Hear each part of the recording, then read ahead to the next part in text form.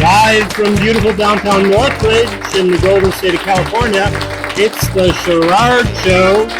Tonight's guests are author, musician Oscar Leroy Roberts, actress Janaye Dixon, national recording artist and songwriter Aysha, and the former ladies of the Supremes. And now, here's the host and star of the show, the one, the only, Sherrard.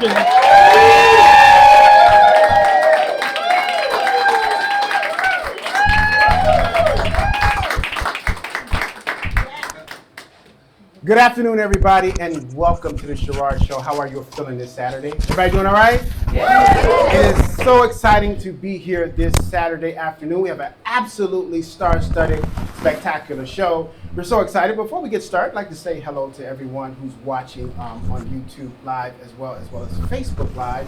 And then also the very special people who support the Sherrard Show in our fight for the cause for lupus, ladies and gentlemen.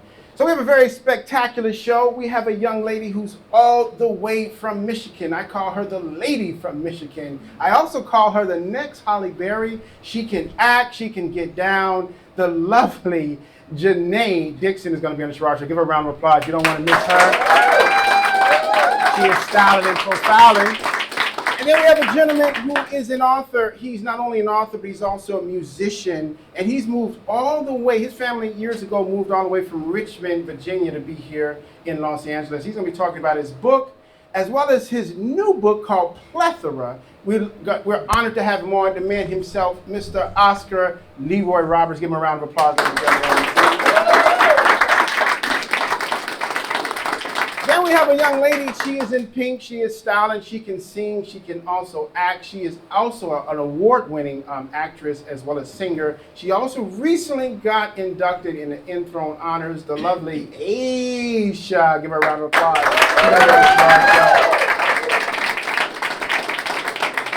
And then these lovely young ladies never look a day older than 25, but they've been doing it for over 40 years. They've been performing with some of the greatest. They're Motown legends. The former ladies of the Supremes are here. Give them a round of applause as well. They are icons. They are absolute icons. We're so excited in terms of that. Well, ladies and gentlemen, you know, something weird happened to me today. You want to hear what happened to me weird? Something very weird happened to me. I mean, you know how things can just happen to you very weird. Well, one of the weird things is I was given the address to the location to where we're going to shoot the show, and I gave my home address. That ever happened to you? I gave my home address instead of the location to where we are. So on my 5 points, I decided to tell you all the 5 ways you know you're starting to get old. You want to hear that? The 5 ways you know you're starting to get old. Our 5 points are brought to you by the Black Angus Steakhouse right next door to us. They are our official sponsors. After the show, we're going to stop by and get something to eat. You're welcome to come. Anybody want a good steak? Yeah. I guess only 2 people want a good steak. But it's brought to you by Black Angus. You don't want to miss it. And it's also brought to you by You Show Me. Ask me how you can get a free phone. The Sherrard Show is giving away free phones. This beautiful Cloud 8 phone. Just ask me and I'll tell you how you can get yourself a free phone. All right, ladies and gentlemen. So, the 5 ways you know you're starting to get old. Point number 1. You are starting to get old, ladies and gentlemen, when you're looking for your car keys and you find out they're right in your hand. Ever happened to you? Aren't you starting to get old, right? Oh, yeah. Point number 2. You are starting to get old when a great time in your book is just getting a good night's sleep. That's a good time, you know? You know, when you're older, you tell me we're going to have a good time. That's like going to the movies and all that. But when you're getting old, a good time is just going to bed. Point number 3. You know you are starting to get old when you are rather watch the Honeymooners reruns than watch the latest episode of Matlock. Is that right? I love them. For me. Point number 4. You know you are starting to get old when you're just fortunate to know that you're not losing your false teeth, right? When you know you're not losing your false teeth, that's when you know you're getting old, right? Yes. Yep.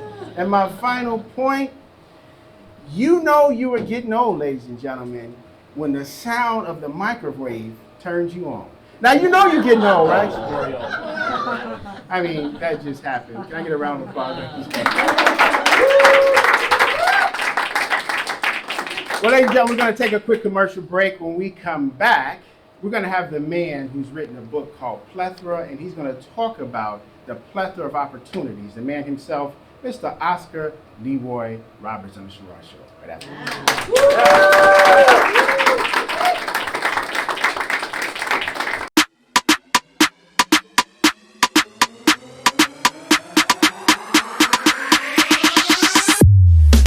known John Boy Watts for a long time, and now it's the premiere of his cartoon. I'm one of the hosts. What's your cut? Hey, Mr. Fred. I'm hoe number one. The book here is a family on paper.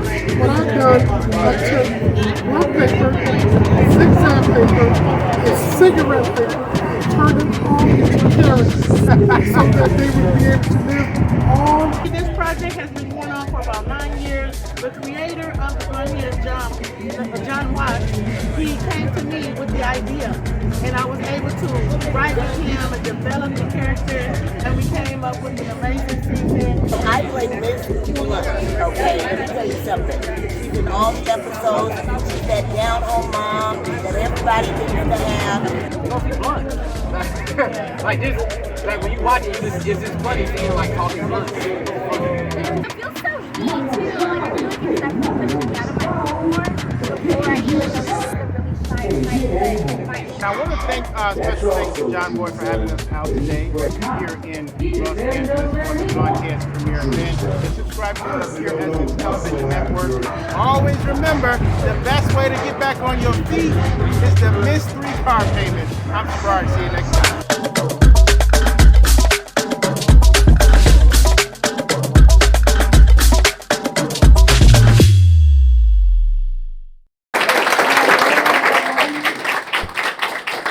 And welcome back, ladies and gentlemen, to the Sherrod Show. I'm your host, Sherrod. Hope you're having a wonderful Saturday. I know I am so excited. You know, there's a lot of elite individuals that are in the audience, and we're going to give a shout out to them right now. But one of a big-time gentleman had just come in, and I knew him by his shoes.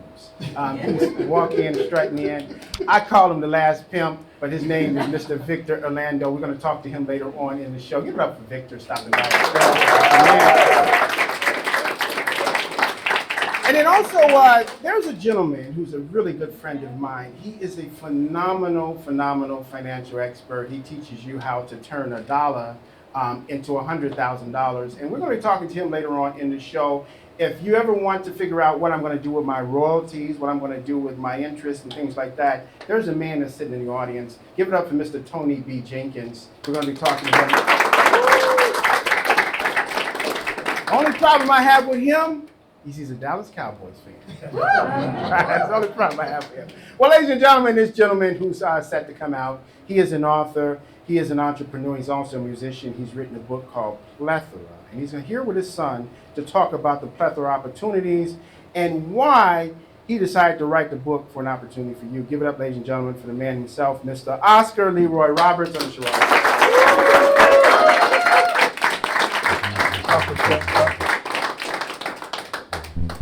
Oscar, how are you, sir? I'm wonderful. I'm blessed. You know, if you close your eyes and listen to him, you sound just like Damon Dash. Don't you? Anybody ever tell you that? So, Oscar, your That's book, pretty interesting. Your book is quite phenomenal. Now, you have a very interesting story. Tell us a little bit about your journey from Richmond, Virginia, out here to LA. Wow, that's funny. I usually don't get asked in that way, but that's kind of where it really all started. But yeah, I was born in Richmond. My family's from Petersburg. My auntie was a jazz singer, Ella Fitzgerald. So my dad came to California to follow her because he wanted to be an actor and a singer.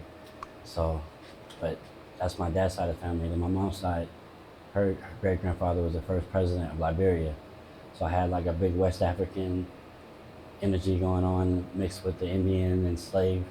It was like the most craziest family reunions ever you can imagine. It was like the rainbow. Everybody, every race in the world was on. I was related to them because we were so mixed up. It wasn't. I didn't grow up really. Even though we were Southern people, it wasn't really like on like such a racist level. It was more like we were just all family. but we knew obviously we dealt with racism so much. It was just like that was one sector of life. Then the other sector of life was just family, and just culture, and just and belief in yourself. Now, Oscar, how many languages do you speak with that much heritage? Actually, when I was younger, I spoke Swahili pretty well, and French, and Spanish even better. But now I don't speak it as well because I didn't speak it much through my life. Because we came to LA, Hollywood, everything changed. I moved here when I was 4, so we left Virginia, came here. It separated a lot of things that my family was integrating in us because my mother and my father really they wanted to separate themselves from certain things in my family to create a new life for my family, which it was like the gift and the curse. But it obviously has been beneficial because I wouldn't have my amazing children in my life the way I have it now. So everything happens for a reason. So now, Oscar, let's talk a little bit about your book. First of all, you're the grandnephew of Ella Fitzgerald, is that correct? Yes. Now, My father's I'm the great nephew. My dad's the nephew. Mm-hmm. Now, what is it like to come from such musical royalty? It's interesting because, when I was a kid, I used to be at parades on Stevie Wonder's shoulders and stuff very like the Jacksons. That's like my family. I grew up with all of them. Still to this day, I talk. That's like my brothers. So I was like, but I never looked at celebrity. I never looked at it that way because literally people would go crazy over Michael Jackson. I was just having dinner with him and the family. So it's just my life really didn't hit me like that till I never even really talked about my auntie like that, to name drop, to use it in rooms like that because it wasn't social media. Everything was everything was more real. So it's I didn't really think that I really needed to leverage that for clout or to be better. So I was just in the life. That was just my life. Like Debbie Allen. These are all people that are like my parents' friends. We're all just like family. So it's a big difference. Now, Oscar, something very interesting is that you've written this book called Plethora. You're an author, but you also have a musical background. Tell us a little bit about that. I used to be an artist, a songwriter, but I still manage artists. I manage Sean Kingston right now, and an artist named Alya. She's from Russia. But yeah, I'm really focused on what's happening now. But I was an artist. I dealt with a lot of different things in the music business.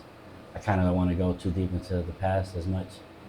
My book Plethora, it actually tells you everything about what happened. Because right now, I'm in a different phase where it's the past.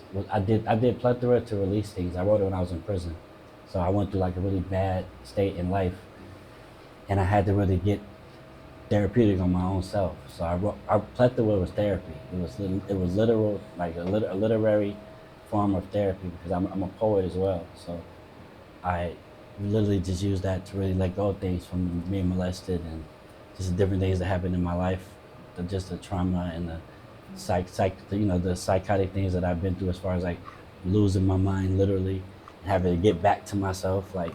So that was my literal therapy because I didn't choose drugs and other things as the therapeutical release like people that did in jail, or I didn't go to the things that a lot of people did naturally or things that I did.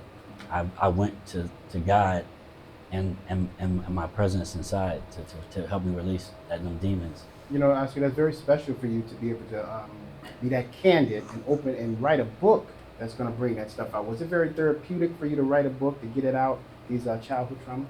It was amazingly therapeutic because it helped me dissolve and disintegrate a lot of the bad parts of myself because I created more and more trauma for myself, not allowing things to really evaporate or at least reduce. Yeah, I never let things get resolved, so it just carried over into every aspect of my life. Now, you mentioned something very interesting. We'll take a commercial break after this.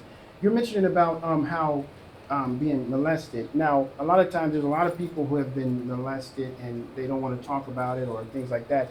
Was that something that you blamed yourself for that led to a lot of things in your life? I definitely didn't. I wasn't comfortable with the conversation ever. We didn't even tell my parents till we were older, and it was like one of those Jerry Springer stories. Me and my sister sat down with my parents and was like, you know, we can't deal with this no more because it's messing us up, and this is what we've been dealing with since we were 6 and 7 years old. You know, so it was that type of moment. You know, because it wasn't like my parents was really doing it. You know, they were strong parents. They spanked us and stuff, but that like a lot of that stuff came from other people we were around, or babysitters, or other family members. You know, like we because you know the one thing about your kids, that's what me. I don't leave. You know, I'm not leaving my kids nowhere. I'm not even leaving my kid at a preschool. You know, nowhere. No one's watching my child or touching my kid or influencing my child's mind ever. So you know and I think I don't you know so that's why I don't like to get into certain political conversations, because I don't believe that anyone should raise another person's child. So. Very good, very good. Yeah. Well, ladies and gentlemen, we're going to take a quick commercial break. When we come back, we'll have more of Mr. Oscar Leroy Robinson on the Sherrod Show right after this.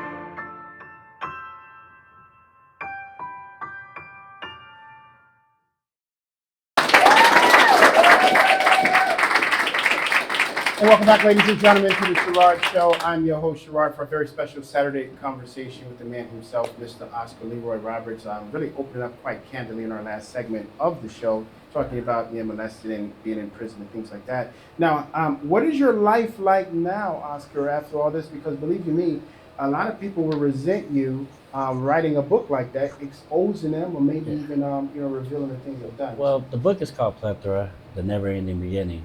And the reason why it's never in the beginning is because even though I might have talked about things like celebrities and certain things that happened in my life, it wasn't like a book where I'm talking about people. I literally exposed myself in the entire book. I didn't talk about nobody, what they did to me. I wasn't like, oh, this girl cheated on me and she messed with the homie, so therefore this homie did that and they did that, and then the mama did that, and then he was wrong and they was wrong. No, if you decide to read the book, it's a great read. It's literally my whole story about the bad decisions, good decisions, the faults, and everything. Because now, literally, because I'm working on actually a new book as well, but I have like 9 or 10 books that are like waiting to go, because I write poetry like water. So I have like thousands of poems, like it's ridiculous. But yeah, I'm like one of the greatest. No one could in that level. It's ridiculous. Really? Now, do you rap too, or you? I rap, sing, songwrite. My musical brain is not normal. I bet you can't beat me in rapping. You know what? We can have a rap battle, because I can beat him in rapping. December 24th, I'm like one of the best Christmas rappers. No, I caught the Christmas rap. You got me. I definitely caught it. But I was about to say, if he got me good, if you start busting, I can only rap Christmas presents. Yeah. But now, for those who are watching, I know they want to purchase one of your books. Where can they buy your book? It's available everywhere. BarnesandNobles.com, Amazon. I mean, everybody uses Amazon, so that's like probably just one of the greatest places to get it. But you literally get my book anywhere, like Walmart. Like my book is available in other countries, other languages. I mean, so my book is available everywhere. You can get it. It's Plethora. Oscar O for Show Roberts. O for Show is my tag on all social medias. OFOESHO. You know, one thing that's very interesting, Oscar, is that a lot of times, like when a man grows up without having a father, it makes him that much greater of a father, because he knows the pain of not having a father in the household. So he wants to make sure his children never go through that. Yeah. Is that the way you feel as well, from the things that happen to you? It makes you that much better of a father? Well, because you understand, I did grow up with my father, but he wasn't my real father. You feel me? So, and I met my real dad in his casket. What was this, last year? I met my dad. I'm named after my father and everything. But that's a whole nother crazy part, but that's also in the story. But to be honest, one of the greatest parts about Plethora, to be honest, is the reason why I have this ring on, and I'm about to be a father in 3 weeks to our first child, is on page 106 in the book. I start talking about this girl that I've been in love with for like 20 years, named Stella. So like I wrote from page 106 to like 120. I talked about this woman for like 14 pages, because she was like the woman that I always wanted. I always tried to get. I proposed to her before. She wouldn't give me no chance because like we like she was best friends with, like Megan Good and all of them. And we all grew up together. So like they was all like, your boy's he's a slut. You know, he's sleeping around like Were he's you doing nothing. that stuff? I mean, I have 8 kids with 8 different women. Oh wow! Is that no, your but I was book? married before. It's in the book. Yes, but no, this isn't that takes away from what it really is to my wife. I love my children. Like my son's with my ex-wife. This is Oscar Jr. He looks just like you. It's Give him a round of applause. yeah. Beautiful little boy, huh? Now, and your wife is currently 9 months 9 months pregnant. She would have been here with me, but Mhm. she's 9 months pregnant. Her name is Stella Roberts. I've been trying to get this woman for 21 years, and I've been married to her a little over a year. I got her last year, but I manifested her I wrote about her to the point to where I manifested her back to myself. Even though the book was kind of hard for her to deal with, because I talked about like all my relationships, all these crazy decisions, but it also made her feel bad because she literally was like, damn, it's crazy. Every time he was with somebody, he always tried to get her though. Like I always wanted her, I would like settle. Like I promise you, like I don't want to start getting emotional, but Very good. like, I always wanted this woman. So Very good. I finally got her, You won. and she's my wife. You won. Give her a round of applause. Yeah. That's congratulations. I definitely won. Awesome. All right, Oscar. Where can people reach out to you who are watching, be able to connect with you from your book or Facebook, social media, things like that? Everything is Oscar Ofesho Roberts, OFOESHO, on every platform from Twitter to Instagram. And my foundation is the Roberts Liberian Liberties Foundation. So you can go robertsliberianfoundation.com, and you can check out everything we're doing over in West Africa and all over Africa actually, because we're bringing free Wi-Fi and cell phones to like the poor all over the world. So yes. Very proud of you. Thank you. Give him a round of applause for stopping by to our show. Thank you so much, Oscar. Make sure you grab his book as well. I'm going to get an autographed copy of it. I know I'm going to definitely do a book review on it as well. So I'm so excited.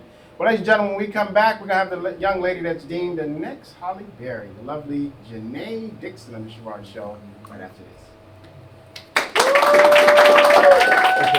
If you served in the Marine Corps, by now you know about the contaminated water problem at Camp Lejeune. If you were stationed or worked at Camp Lejeune from 1953 to 1987, you probably have a lot of questions. We have some answers. You could be entitled to compensation. Billions of dollars are being allocated to pay for damages to anyone stationed at Camp Lejeune during that time.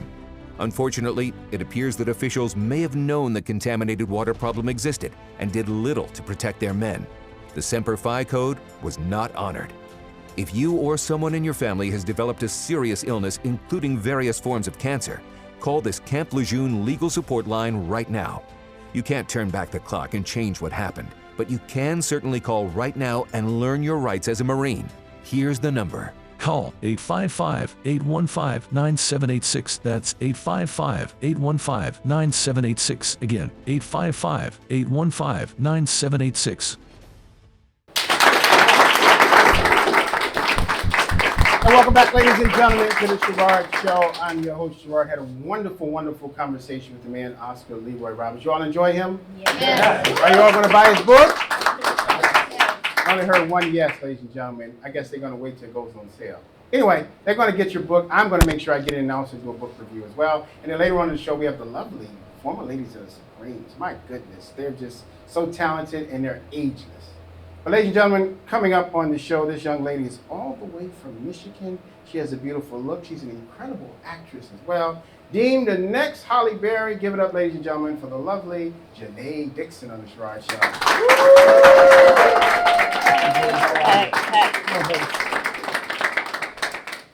Good to see you. You all right? Good to see you. Good to see you. I'm It's good. been Thank a you. long time coming, and here you are. It is. It is. I'm here. Thank you for having me.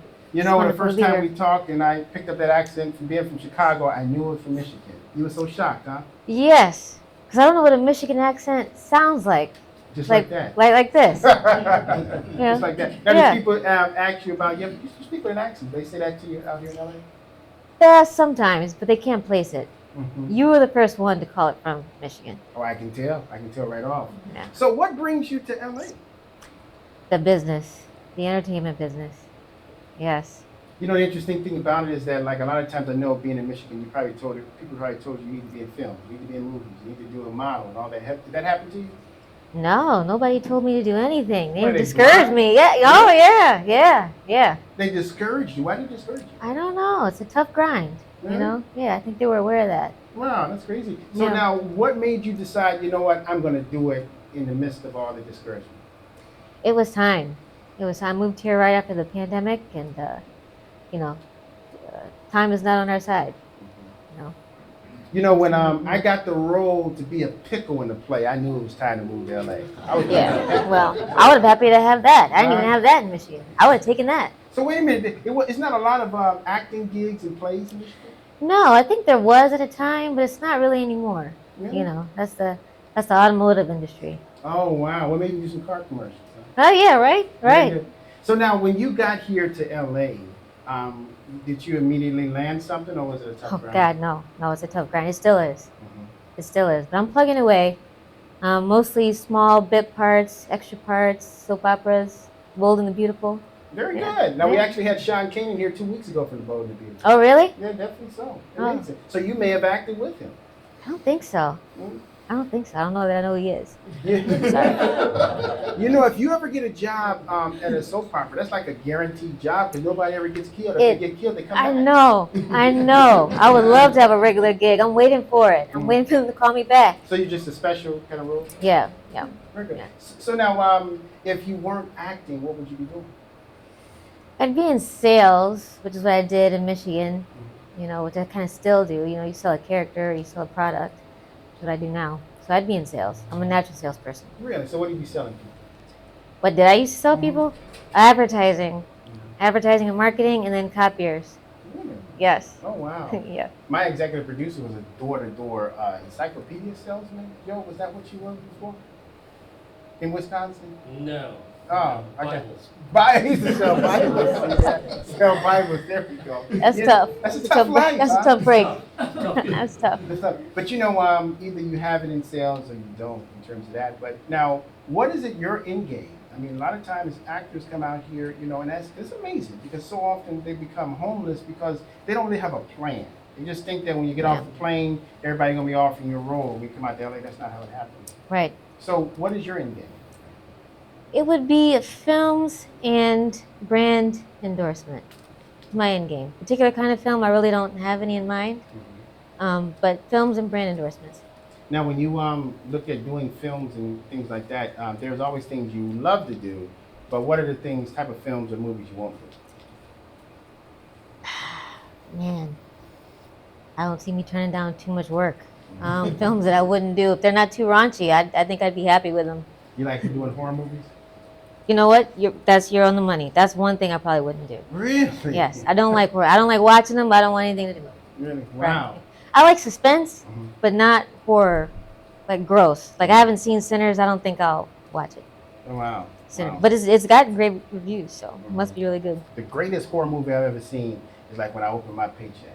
That's like the biggest horror film when you open it. That can be scary at Isn't times. That can be scary at times. That's Yeah. worse than any Friday the 13th or anything. Those residual checks are like $1, you know? Yeah, that's frightening, yeah. I remember a long time ago I used to be in the insurance business and I closed $1 million, true story.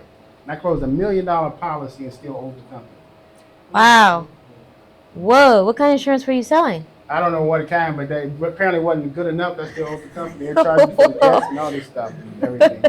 Am I saying stay out of insurance? I'm not saying that, but just don't work for that company. We'll talk about it later on. So now, what is the things that you have upcoming now? Because there's something you don't want to talk about that is upcoming that's pretty big for your career. Is that correct? Yes, but that's more inside. It's more in-house, you know, management, that sort of thing. Oh, really? Yeah. So what's the toughest thing as a lady being in the industry that you're faced since being out here since the pandemic? Socializing, you know, the fighting off predators that, you know, pose that they can help you do this and do that, and they really can't. That's a big problem. You just have to navigate through that, you know. Par for the course. Very good. Well, that's just all chapters to your book. Yeah, all chapters of the book. That's what it is. Par for Ladies the and course. gentlemen, we're going to take a quick commercial break. We'll have more with the lovely Janaye Dixon right after this.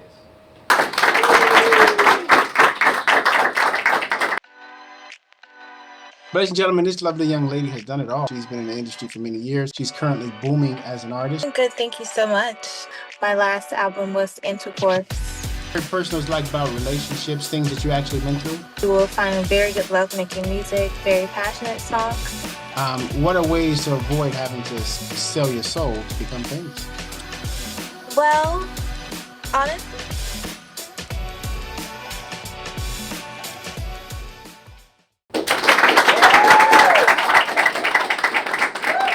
And welcome back, ladies and gentlemen, to the Sherrard Show. I'm your host, Sherrard, for our Saturday conversation with the lovely Janaye Dixon, all the way from Michigan. Janaye, since the pandemic and being out here in LA, have you been back to Michigan? Yes, not often, but yeah, in and out. In and out? Yeah. Now, what is it like when you go back? Do they feel like you're just this big superstar? Are you like a big fish in a small pond? Oh, God, no. They're like, how is it? Are you okay? How's it going? Is that bad? Like, it's all right, yeah. Now, do your friends, everybody wants you to come back home? I think they're kind of ready to move too. You know, I think everybody's just kind of ready to like venture out. You know, there's life outside of Michigan in the Midwest. You know, my best friend lives in Grand Rapids. You're in Flint, is that correct? Outside of Detroit, closer to Novi, Walled Lake, that area. Right. Where I'm from. Now, one thing you can enjoy absolutely being out here is the warm weather. I know more. Oh my gosh, yes. The winters are pretty brutal. Oh my gosh, brutal. Yeah, you know. Yeah. But that's amazing. So now, when it comes down to being in the big films and things, you know, so many people have seen your look. A lot of people say, wow, this woman has great acting skills. She has that great look. And probably don't even know it. You probably don't even know you have the it factor. But when it comes down to auditions, for example, and they tell you to do a monologue, what's usually the monologue you do when you're trying to woo the casting directors? I haven't done a monologue too often. They give you your sides, your audition material, and they said, you know, put your own spin on it, do it how you see it. I haven't really gotten a monologue, you know. It's usually a scene partner. So I'll do a self-audition tape with a scene partner with somebody else. So like for those who are watching, for example, there's a lot of people watching from the industry and want to be in this industry. What kind of advice would you give them, you know, for those who are trying to make it in this business? I would say be patient. It's okay, be patient. However long it takes, be patient. It's a long, drawn-out process. Stay the course. Stay the course, and then I would say be very resourceful. Every time you're on set, you have an opportunity. You know, make acquaintance with the assistant director or find consultants that are in the business. Be very resourceful. I found that that's helped me and really pushed along my career. You know, one thing that's very interesting is that, you know, the Lord has blessed me to have some of the biggest stars on the show.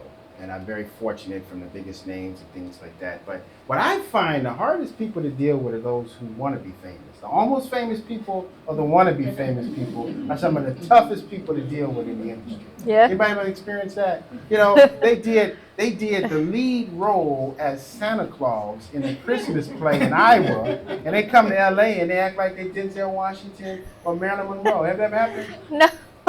Let them believe. Let them live in their own delusion. So if I see you in a big role and you're just starting to get there, make sure you stay home, right? Oh, of course. Always. Yeah. Always. That's the Michigan code. There you go, the Michigan code. Because Yeah. I've seen so many people who just really act like they're bigger than what they are, but the business will humble you, right? Oh my gosh, yes. Real quick. Very good. Very fast. You thought you're all that? No. No, not at all. Now, for those who are watching, where can they reach out to you? No predators, ladies and gentlemen. Just the normal people who want to reach out to this beautiful young lady for her next gig. My email at janayedixon.com because I'm not too active on social media. So my email, that's it. janayedixon.com. Now, I'm sorry, janayedixon@gmail.com. All right, very good. Very good. So now, before you leave, what's your ideal role? Something that you can see yourself doing, whether it's a TV series or a movie. I would want to play like the female Nino Brown. If there's a character ever written like that, I would love to play like Nino Brown, the female version. So you'd be brutal like in Oh New yeah, Jack City, like yeah, Wesley Snipes was? yeah. My brother's keeper, yes. Really? So you're a little gangster. A little bit. Oh, yeah. A little bit. We learned something new about Janaye, huh? Yeah. But you have to be a gangster being near Detroit, huh? I think so. And deal with the cold. You got to be kind of gangster. Very good. Well, give her that role as Nina Brown. Nina Brown. Is that right? Yes, Nina? that's right. Appreciate that. Thank you so much for stopping by the show. Thank you for Ladies having and me. gentlemen, we'll come back. We're going to have the lovely Aysha stopping by. Do you not know? It's something very interesting I'm going to tell you about her when she comes out as well.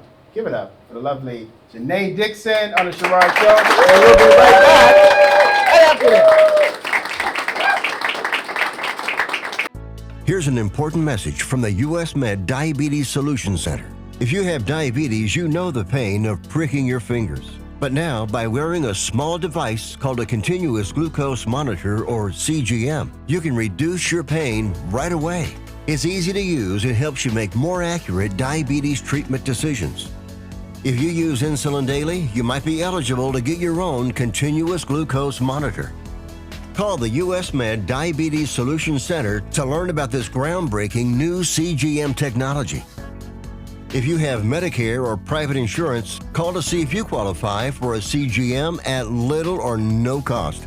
Shipping is free and will even bill your insurance company for you. US Med is the #1 rated supplier on Google and Facebook reviews. So call us right now to see if you qualify for a CGM at little or no cost. US Med. Better service. Better care.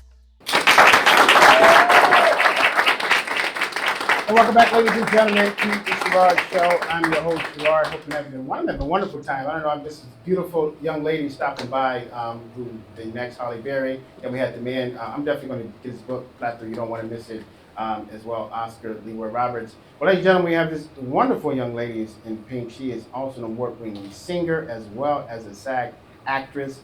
She does it in big time, and she's going to be singing a lovely song. I can't wait to hear it as well. First time on the Sherrod Show, the lovely Aysha. Give it up for her.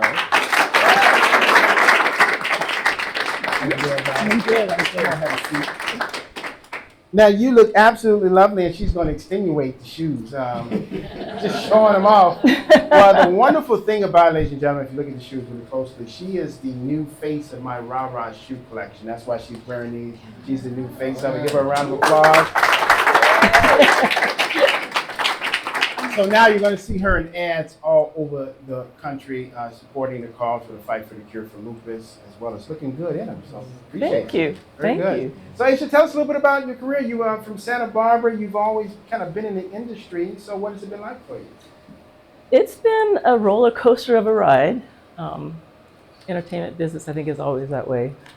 But I love it. I wouldn't change it for the world. But yeah, I moved to LA for music. Is it just in your blood, like just being in the industry, good, bad, and ugly? Yep, and it has to be that way because there's a lot of bad and ugly that goes with the good.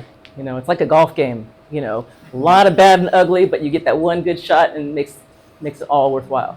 So very good. Now, when it came down to being in the industry, what did you pursue more, the acting part of it or the singing?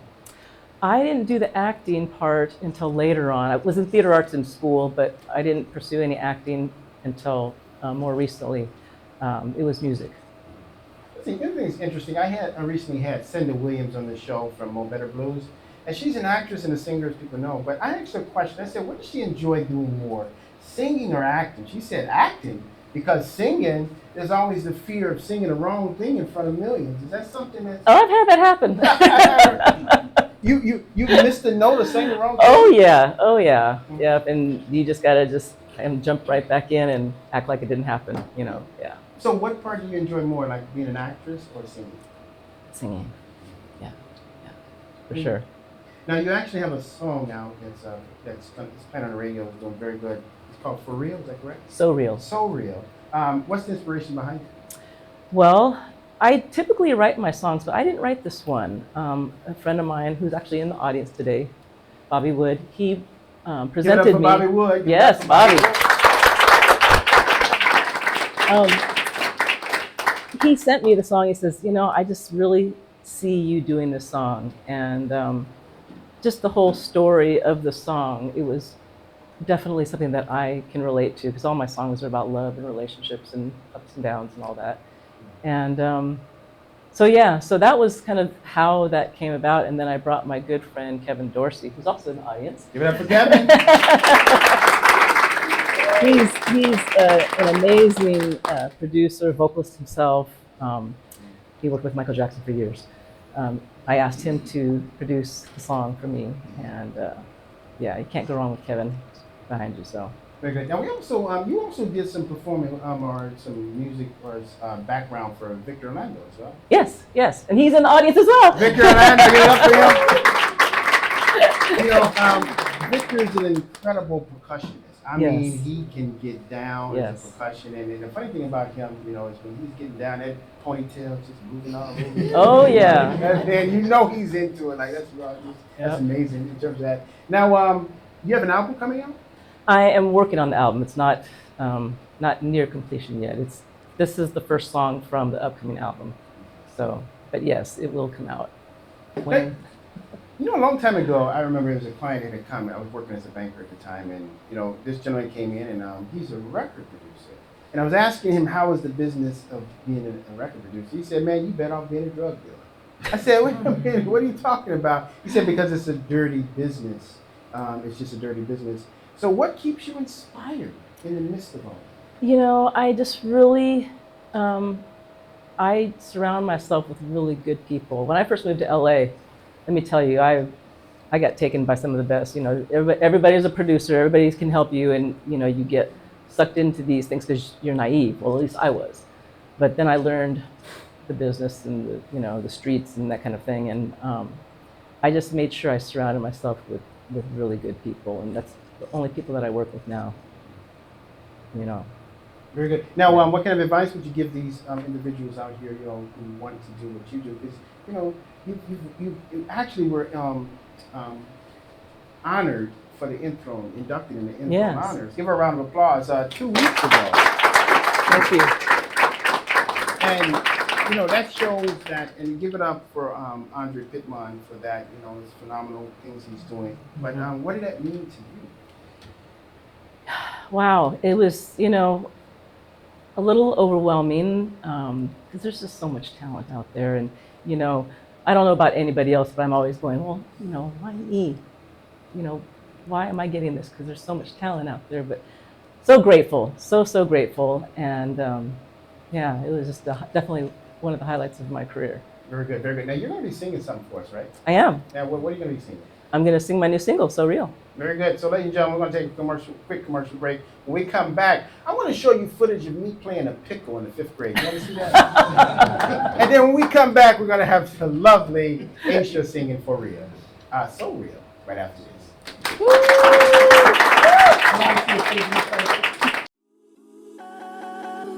We have a very power-packed episode. We have comedy royalty in the building. No matter what the art form is, it's only about 4 words. Tell me a story. How are you able to function and still do what you do and yet be family?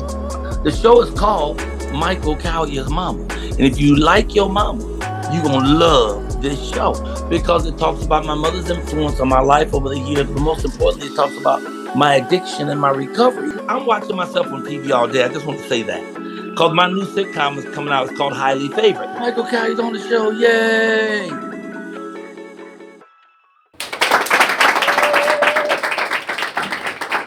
And ladies and gentlemen, let's give it up for the lovely Aysha singing So Real.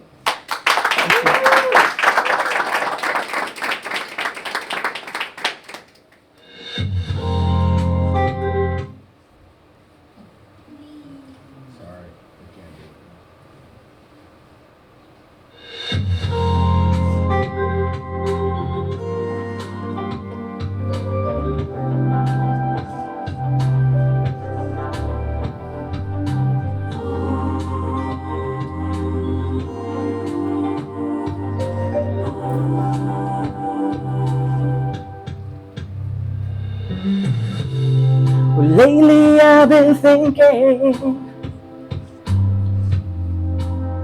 about the way you make me feel, and oh boy, so good. I'm captivated by your sex appeal. I'm lying in my bed at night, and I just can't sleep. Holding my pillow tight, I'm thinking of you and wanting you.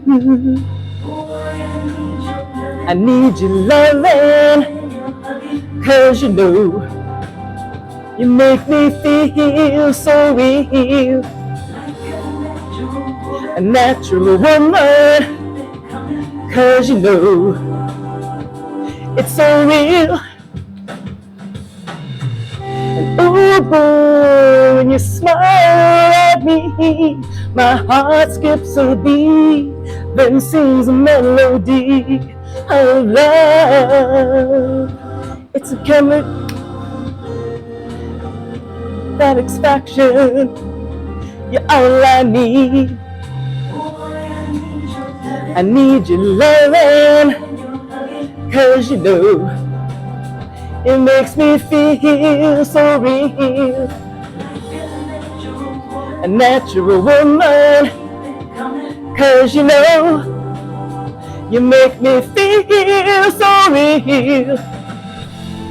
You're gentle as a summer breeze. Your love feels so real to me. And when you touch me, my heart is at ease. It feels so real. Oh.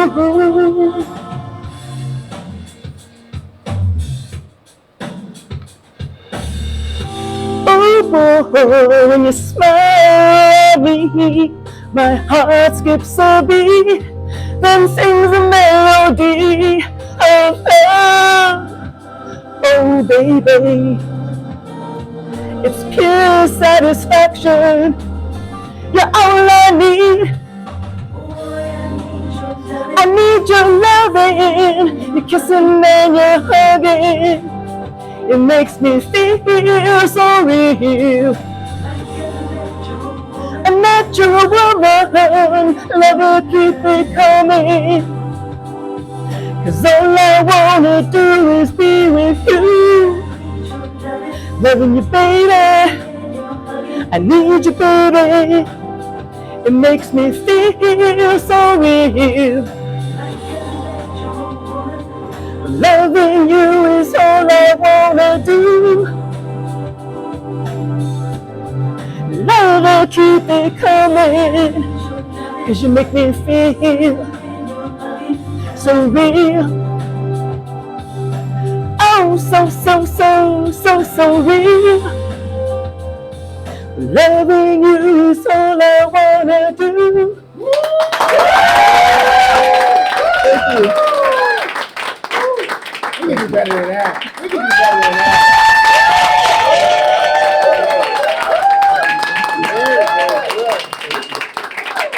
You sound great. Thank you. You enjoy performing it as much as it seemed like you do? I do. Love it. And when it was presented to you, what did you say? Wow, when you read it and sang the lyrics, could you relate to it? Oh, definitely. Definitely can relate to it. That's the only reason why I recorded the song. If I can't relate to it, I won't do it. So now is it playing on the radios now? It is. It started on Monday. Yeah. Congratulations, she's on the radio, ladies and gentlemen. Give her a round of applause. Very good. Thank you. So now, when can we expect to see the album? The album, I am hoping by the end of the year, if not towards the beginning of the year. This single that I just sang will be released to the public July 18th. So right now you can hear it on the radio, and then July 18th, go get it. And it'll be on Spotify, Amazon, every place that you can think of. So. Very good. Now, is it going to come in a form of 8-track? Because I'm looking for like 8-track. Sorry. Maybe cassette tape. Yeah, maybe. 8-track. Because see, my executive producer and I, we both have a 1972. He's 1973 Pinto. You still got it, Joe? I wouldn't give that car up for the world. Yeah, it was 1973. With the 8-track, and got a piece of paper in there to jam it in there so that it plays. Yeah, he has holes in the floor. Well, ladies and gentlemen, give it another round of applause for lovely Aysha. And when we come back with our final commercial break, we're going to have the beautiful ladies, former ladies of the Supremes, right here. Thank you.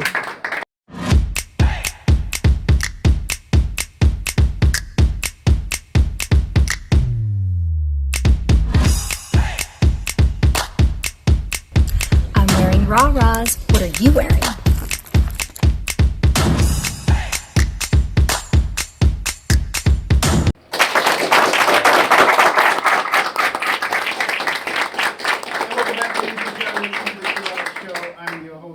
Had a fabulous Saturday. Did you enjoy the So Real? She got down, didn't she? And did you see the shoes she was wearing, ladies and gentlemen? I mean, she was dressed to the nine. That's a bad lady. Wait, just when you hear her on the radio, just remember you heard her here on the Sherrod Show. Make sure you pick up the album when it comes out as well. Well, ladies and gentlemen, we've had some of the biggest names on the show. We've had Nikki Stevenson, we had The Temptation, we've had Mel Carter. We've had Lou Rawls Jr. and Joe Montega and Barry Manilow and Joe and so on and so forth. But very rarely do they ever get bigger than these beautiful young ladies. They perform with some of the greatest. They've been with the dawn of the Motown, and they're still looking so great. And they're the former ladies of the Supremes. Give it up for them, ladies and gentlemen. Lovely Sherry Payne. Give it up for her. The beautiful Suzanne Green. And then the lovely Linda Lord. Come on out to see ladies. How are you? Don't they look fabulous? Yes. You know, a lot of people were conceived off your music. I just want to tell you. They're here because of your music. I want to say it. What does that mean for you all to be so relevant still and contribute to so many people's lives? I'll start with you. Well, you know, we don't really feel responsible, I think, for that. But on the other hand, it's been a great honor to have been in the Supremes and to have represented just excellence in music and entertainment. And it's quite an honor. There were the lovely ladies, starting with Florence Ballard, Diana Ross, and Mary Wilson, and Cindy Birdsong, Miss Jean Terrell, Miss Linda Lawrence, Miss Sherry Payne, and on the last Supreme, Suzanne Green. Wonderful, beautiful. That's absolutely beautiful. Now, there's a lot of information I want to let you all in on first and foremost. This is Sherry Payne. She is the sister of Frida Payne, okay? The wonderful Frida Payne singing Band of Gold. But one thing that's also interesting, there was a gentleman on the show earlier, and he's the grandnephew of Ella Fitzgerald. Your sister played Ella Fitzgerald for a long time in some plays. And she's still doing it, touring all over America, doing her Ella Fitzgerald show. Small world. Give a round of applause. Small world. Linda, what is it like for you being, represented and being a part of such magnitude of royalty when it comes down to being the former ladies of the Supremes? You know, it's amazing. The music is what has kept us going. It's the music. The music of Motown at that time, in the 1960s, 70s, 80s, and on, it's just been, it's never going to go away. Let me put it that way. When we work, we have people in our audience that may be 80 years old, and then we have 8-year-olds, and everything in between. And they just love the music. So the music is what keeps us going, and we really appreciate it. And it's very rewarding to be with a group like the Supremes. I never thought, I knew I was a singer and I was going to sing for a living, but I didn't know I'd end up with the Supremes. That was pretty good. Now, did any of you ever know you were going to wind up with the Supremes starting to teach? I don't think it's something that you'd know, but I can remember being a teenager in New York. I've sung since I was a little child. I've been in show business literally all my life. But you don't know where you are going to wind up.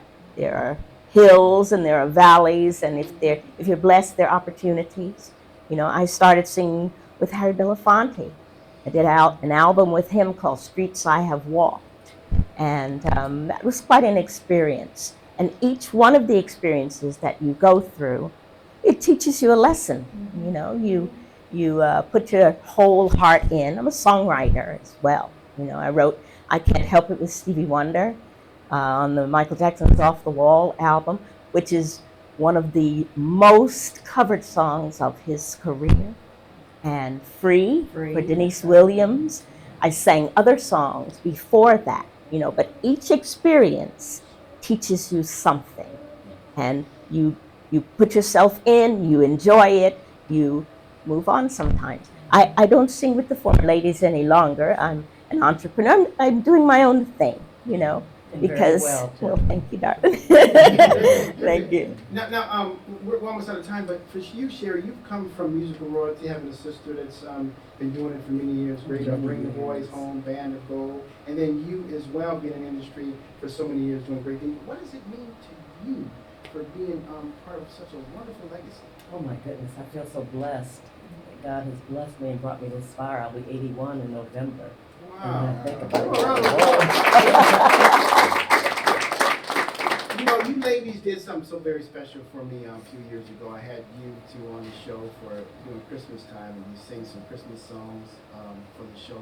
It almost brought tears to my eyes, you know, because the voice, you know, and my mom, God rest her soul, absolutely loved you all. Absolutely loved you all. So when people come up to you, like I remember I've had the Manhattans on the show, and they said the thing that keeps them going is that seeing the fans, little kids singing their songs.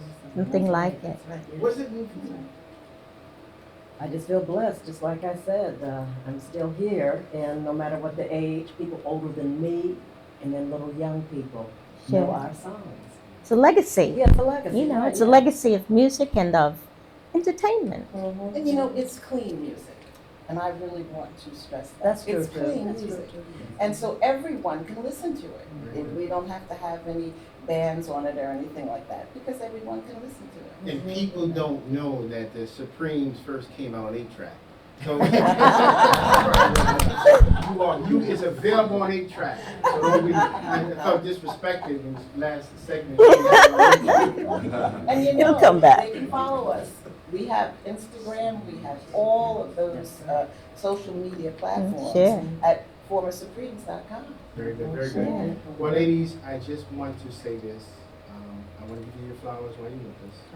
Because you are absolutely beautiful. We got some very special gifts for you all, just for being on the show today. I love Thank you. you so much. You're beautiful. Give me a round of applause. I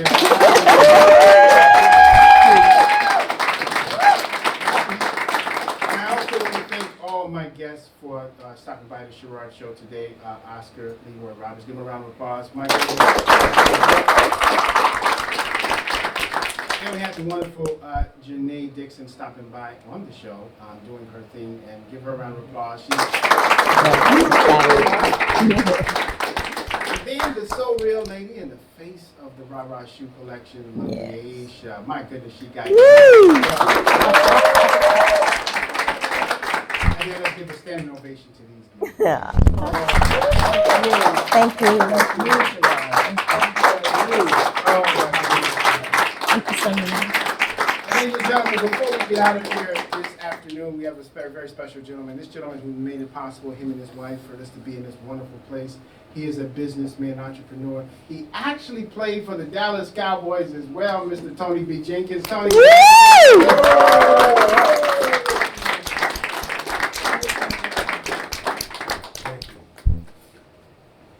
Everybody have a seat. I want to welcome all of you to our house, which is now your house. And so here at Fit Financial and with our Financial Legacy Center, we've been in business now over 12 years, my wife and I, working in the financial industry. And one of the things that we now are on a conquest to do is to not only open up this space for the community, but also to inspire new legends and to inspire a new generation of hope. And so I'm so grateful for Sherrod allowing us to partner with him. It is not us partnering with him, it's us doing this together. We know the legacy that he has, the legacy that we are trying to build for our community. Here at our Financial Legacy Center, we offer financial workshops. We want to teach the next generation on how to build wealth. A part of what we do is we have 3 simple philosophies. And I think these ladies would be able to agree with me when I say that having an understanding of how you can have multi-handed income is better than having single-handed income. And being able to offer how we can do that, our company, we have a simple system that we follow. Through financial education, we want people to start understanding the power of saving 10% of their income. We know that we can help you build a solid financial future by saving 10%. We know 90% is going to go be paid out to your bills, your livelihood, your lifestyle. But if we can help you hold on to 10%, we know we can put you on a road to financial freedom. And then with our workshops, there are 6 of them. We know that we are going to help give you a tremendous education because it's not taught in schools. It's not taught on college campuses. I had a chance to sit down with an 82-year-old gentleman last week in Toledo, Ohio, and I asked him the question, have you ever heard of the rule of 72? And he looked at me and said, no, I haven't. Well, the rule of 72 has been around since Albert Einstein, and he called it the 8th wonder of the world. Those who understand it will earn it, but those who don't know anything about it will pay it. Now, we all know Albert ain't been on the scene in a while. But if you don't know what that is, I want to invite you back to our office so we can share with you how you can have your money begin to work for you so you don't have to spend the rest of your life working for it. And lastly, we just simply want people to always be working to self-improve. I've seen this gentleman interview so many great people. It was an honor for me to be on his show as an author like the gentleman was earlier. But here's what we want you to really understand. We are wanting to help you leave the legacy that you have a desire to leave. So here's the last question I will pose to all of you. Do you know your great-great-great-great-grandfather? But what if your great-great-great-great-grandfather left you an endowment of $100,000? Do you think you'd have your picture of your great-great-great-great-grandfather hanging on your wall? That's what we want to do for you and your legacy. So, Sherrod, thank you so much for just allowing me to come and just share with your beautiful audience. Anything that we can do to help out our community, you know where to find us. God bless you. And thank you all so much for taking the time to be on the Sherrod Show. And always remember, ladies and gentlemen, well, you stay tuned on our next episode. We have the legendary Mr. Mel Carter going to stop by the show, a really good friend of mine. And then also some great news. We are going to be doing the interview of the legendary Barbara Streisand at her home. You don't want to miss it. She's going to be on the Sherrod Show talking about her career as well. So many great things coming up on the Sherrod Show. Make sure you subscribe to us on YouTube as well as on the Pure Essence Television Network app. And always remember, ladies and gentlemen, the best way to get back on your feet is to miss 3 car payments. I'm Sherrod. See